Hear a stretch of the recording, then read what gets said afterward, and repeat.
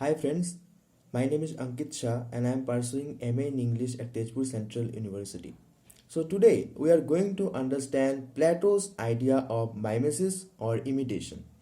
Plato was the first philosopher, scholar who gave a formal and systematic steps to criticism, and it is believed that he has started his career as a poet. But soon after meeting with Socrates, he destroyed his poems and dramas and began to take active interest in philosophy and politics. His chief ideas are contained in his dialogues and the Republic. Plato's view of art is intimately bound up with what is called his theory of ideas. Ideas, he says in the Republic, are the ultimate reality.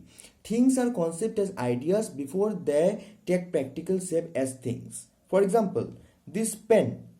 This pen, whoever invents this pen, the idea of pen, that idea was original and it came into mind. And then it take into a practical shape. So this is nothing but just a copy of that idea. So the idea was original and just a reflection of that idea, just a copy of that idea. So Plato introduced the concept of mimesis. The Greek word mimesis originally signified acting like someone or something. So things are conceived as ideas before they take practical shape. And now he said that poetry is also an art of mimicry or imitation, and he is going to explain it with an example. He said that carpenter's bed is the result of the idea of bed in his mind. When a carpenter make a bed, he first of all have to plan it in his mind about his design, structure, and all. So that idea is original. And when the bed is ready, when it take practical shape, then it's nothing but just the copy of that idea. So the idea of everything is original. Now art, literature, painting, sculpture, every field is doing just mimicry. Therefore, according to Plato, art take man away from reality rather than towards it. He said that when carpenter make a bed, when it take into practical shape, it is once removed from reality. And when a painter paints the carpenter's bed, then it is twice removed from reality.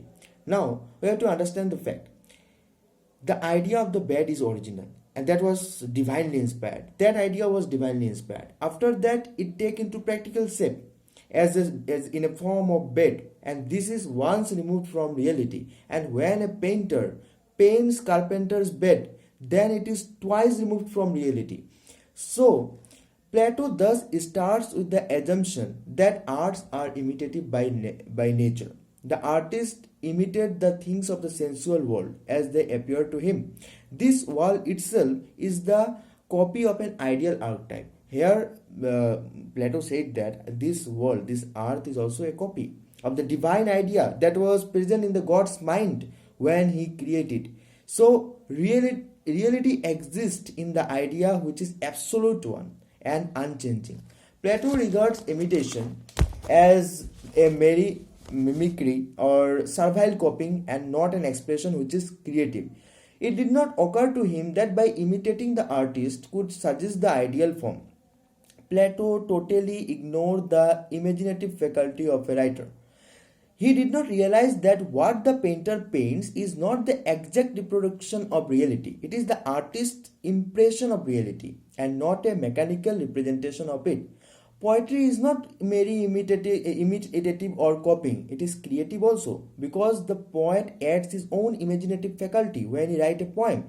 It is the poet's idea of reality that we get from him, from poetry, and not the reality itself. Again, Plato said that Epic was an evil teacher.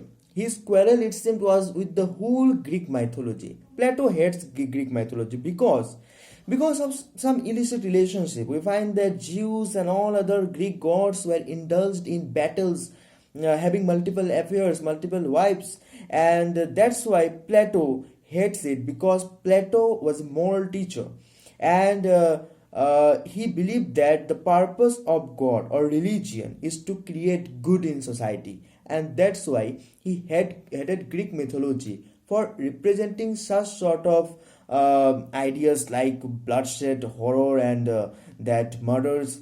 So, so Plato was a philosopher who authorized a new set of radical ideas about the world. He targeted the poet who don't have any moral purposes and tell the lie. According to him, they did not possess required knowledge, thus ending up passing off falsehood as truth. Plato goes as far to say that Greek poetry is nothing, is just promoting evilness among society, in the society, and that's why Plato says that poetry is divinely inspired.